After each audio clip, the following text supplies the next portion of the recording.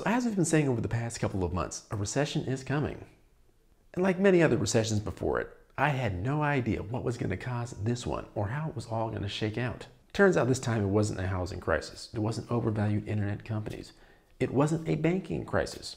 It was a viral crisis.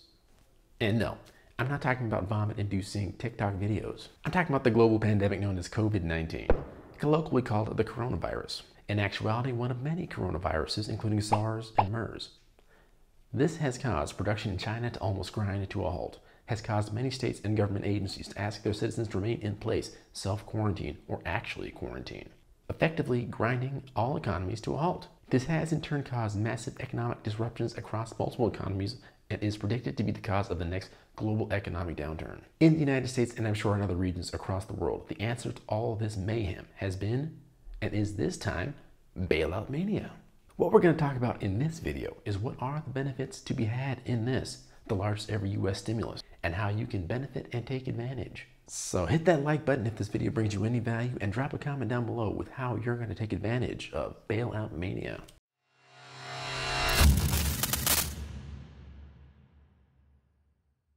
What's up, you guys? You're watching BTV Fusion, where it's our mission to inspire you to take imperfect action on your finances and business through the power of technology. And let's just say that encouraging messages are needed now more than ever. So if I said it once, I've said it 1,000 times. Downturns in markets happen. They've been a part of the history of economics since the beginning of time. They come around for different reasons and at different times and to different market sectors or to the markets in general. And more often than not, for completely unforeseen reasons. In fact, I don't think there ever was an economic downturn or recession / depression that everybody saw coming. In previous crises, it's usually a person or two close to a particular market sector that identifies some weaknesses in that market segment, recognizing that segment's importance to the economy as a whole, and predicts the inevitable fallout. Think Michael Burry of Big Short fame. Michael Burry was the man who recognized the weaknesses of CDOs, i.e. collateralized debt obligations of home loans, and profited off of that weakness by shorting them before major institutions could catch up. And that is just the most recent example, aside from this current crisis, that is. I'm not sure if anyone was predicting that economic calamity would befall us all due to the COVID-19 being such a force to reckon with, but if they did, they were pretty prescient. I think most thinking about COVID-19 was that the virus would affect output in the Chinese manufacturing sector, causing prices of goods to go up, having a ripple effect on household items and goods of that nature to rise in price, and thus cause the economy to take a slight downturn. Truth is, the reality has been much starker. The outbreak has concerned politicians and scientists to the point that they are recommending and have implemented quarantine orders, thus causing people who can work to work from home, if at all possible, and also causing service industries such as restaurants and other outlets to close up their doors, quote unquote, temporarily, for an undetermined amount of time so far. Started out with 15 days, now it's 30 days. Who knows how long it's going to last. And as you might imagine, the ripple effects of this have been massive, with respected economists estimating that unemployment will hit 30% by June. That's 30% by June. That is a ton of unemployment in a very short amount of time. And for a bit more context, that is more than the peak of the unemployment during the Great Depression. The rest of the downstream effects are also predictions for now, but none of them are good. Some folks are predicting a larger GDP drop than what occurred during the initial phases of the Great Depression. The stock market has been volatile at best, and at worst, it's been dropping like a rock. Not Iraq, a rock. A stone. Dropping like a stone. In any case, so what is the answer? Is it all doom and gloom? Well, yeah, pretty much. Kidding. It could all be doom and gloom, but as of right now, the next current answer is sort of like the last current answer, which is like the answer before it. Bailout!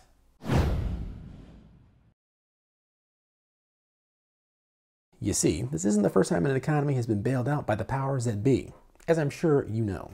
The economy was bailed out in a series of stimulus funds by Presidents Barack Obama and George W. Bush in the 2008-2009 economic crisis known as the Great Recession. That was a mouthful. Prior to that, smaller and targeted bailout programs happened under Bill Clinton, George Herbert Bush, Ronald Reagan, Jimmy Carter, the entire Depression era under Franklin Roosevelt, Herbert Hoover, Harry Truman, was largely where the concept of bailing out an economy originated. During that era, Roosevelt, more commonly known as FDR for short, first instituted programs that we know of today to help unemployed individuals, such as nationwide unemployment insurance, stay on their feet and get income while they look for new employment. Many other programs were tried under Roosevelt, Quite a few of them didn't stick, but Social Security and unemployment insurance are a few of them that still remain today. Under both the FDR and Hoover administrations, it was thought that major public works would help kickstart the economy, and thus the Hoover, then the Boulder, and then back to Hoover Dam project began, along with several other notable projects. And it was thought that World War II under both FDR and Truman was largely the catalyst that once and for all put the Great Depression to bed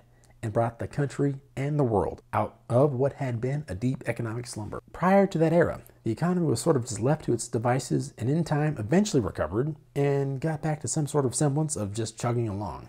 Some folks today argue for a less aggressive and interventionist government akin to those early governments, arguing that recessions and depressions back in the day were deep but didn't last as long. Others argue for a more aggressive and interventionist government, similar to the World War II government, to direct the economy to become more productive, saying that the economy left to its own devices is prone to deep and long recessions. While the debate between those two camps can be interesting, mostly due to the passion on both sides, the fact of the matter is it's almost accepted dogma that bailouts are going to happen during deep, economically uncertain times. There is no politician, left, right, or center, who wants to be left holding the bag during recessions, so to speak. And no one really wants to let the economy crater under their watch without quote-unquote doing something. So due to the prevalence of social media in general, they would probably get hammered, no matter what the right position is. And that's just democracy in the modern era talking. So the answer to that question is probably left to a different channel. The point is, bailouts are happening right now. So the question becomes, what do you do with all the sweet bailout funds? So first things first, you have to understand the position that you're in because that determines what kind of programs you get. So if you're someone who has had a job and is single and you've earned less than $75,000 per year, then you're eligible for the full allotment of $1,200 in stimulus funds. If you make more than $75K, you aren't out of luck. You still get a stimulus check. It's just, it shrinks by $5 for every extra $100 of income you reported in 2019. For a married couple below the $150,000 a year mark, a stimulus check of $2,400 is headed your way. Again, don't get mad if you make more than that. You get a stimulus check too. But like in the previous example, they do shrink by $5 for every $100 of income that you make. Now, if you earn more than $136,000, at that point get mad. Well, not really. We'll talk about that in a second. Because at that point, you as a single filer no longer get a stimulus check. It's about $240,000 for married filers, but again, if you make more than that threshold, you will not get a stimulus check. But let's say you have qualified dependents in your household. If that's the case, then you'll get $500 per qualified dependent. What is a qualified dependent? Somebody who is under 16, or if they're over 16, they're disabled and or elderly. Qualified dependent. In addition to the stimulus payments that you get directly, people filing for unemployment insurance will receive an extra $600 a week on top of whatever payments they would get from their state. You would get $600 plus whatever your state gives you for up to 39 weeks. What about contractors and gig workers? Typically, the self-employed and contractors are left out of most discussions of unemployment insurance. Mostly because if you're a contractor or you are a 1099 worker, you're responsible for paying your own unemployment insurance. In this stimulus relief bill, that has changed, however. Contractors, Uber drivers, Lyft drivers, the self-employed, and other gig economy workers can expect to see up to 39 weeks of unemployment benefits. So you say, well, I'm neither an employee nor a contractor, but I'm a small business owner. What do I do during this unprecedented time of economic uncertainty? Well, friend, don't fret. A pool of $500 billion has been created to help struggling companies, and $367 billion was allotted to small businesses. Well, that's awesome. Well, so with the economy in absolute devastation, it would not be wise to spend that money on a new pair of shoes or a down payment for a Lamborghini. The stock market is sort of erratic right now and on a decidedly downward trend. Nobody knows when the bottom is going to be hit. We may have already hit it, and we may still be in for more deep trenches and declines. That said, putting money in the stock market is typically the best place to put it if you expect it to grow. But what if you're cautious? Well, for the cautious types, there are U.S. Treasury bonds. But people are also extremely paranoid about hyperinflation, and with good reason. The $2 trillion in bailout funds that we were just talking about, and we're continuing to talk about, and what seems to be endless quantitative easing is a recipe for inflation and possibly hyperinflation. Can you save Venezuela? Well, there's always gold, right? Well, at current prices, you could really only purchase less than 1 ounce per bailout stimulus check. How about crypto? Crypto? Well, crypto has its own set of problems. Mostly scammers and other folks trying to get you to buy into their brand new alt currency, because Bitcoin is already extremely expensive. So where does that leave you? The truth is, what you do with your stimulus funds is really up to you. The best advice for you? Go to Costco and purchase $1,200 in toilet paper. Other than that, to be determined. If you're determined to get the best videos on bailouts, business, technology, and personal finance, then be sure to hit the like button for the YouTube algorithm. And subscribe to the channel for more great videos. And probably most important of all, click the notification bell so that you get the latest and greatest when new videos drop, which they do every week.